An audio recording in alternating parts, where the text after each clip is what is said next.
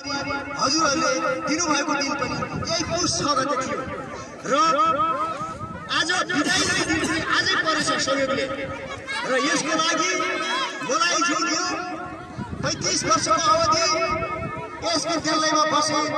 यस विद्यालयमा मैले अध्यापन गराएँ यहाँ काम गरेँ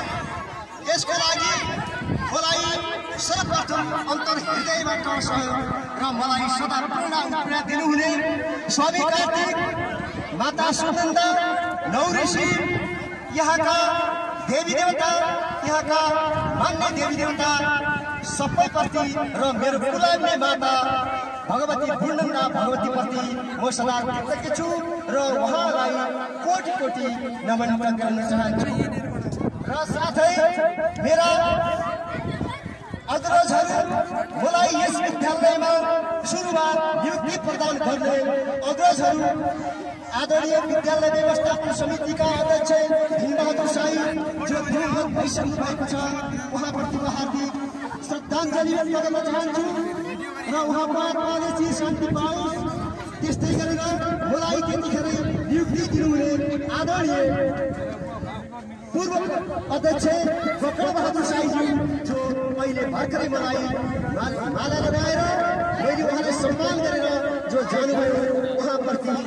हार्दिक कृतज्ञता छु र साथै अहिले जुन महेन्द्रनगरमा बसाइसराई गरेर गइसक्नु भएको छ आदरणीय मेरो अग्रज व्यक्तित्व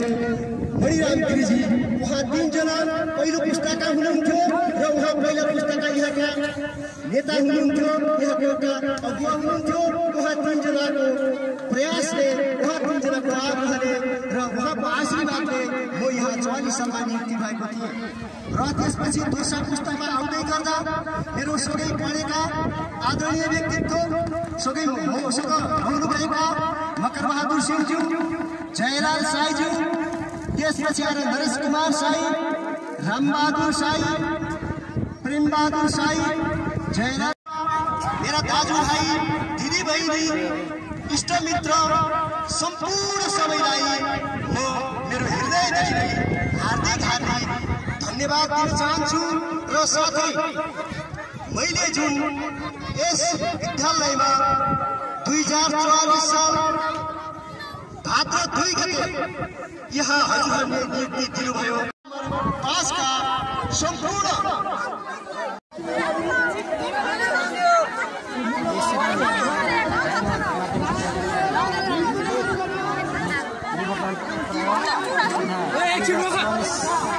सालबाट 35 वर्ष यस विद्यालयमा निरन्तर आफ्नो अविच्छिन्न यस विद्यालयमा आफ्नो सेवा गर्नुभएका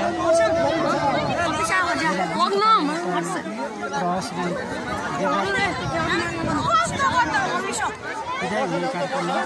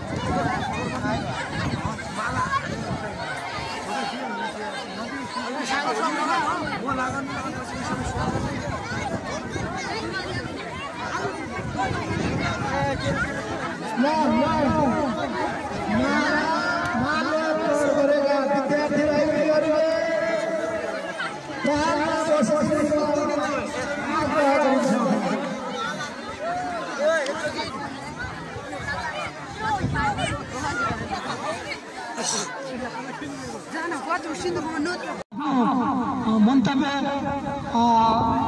एउटै कुरा हो भन्ने सहमत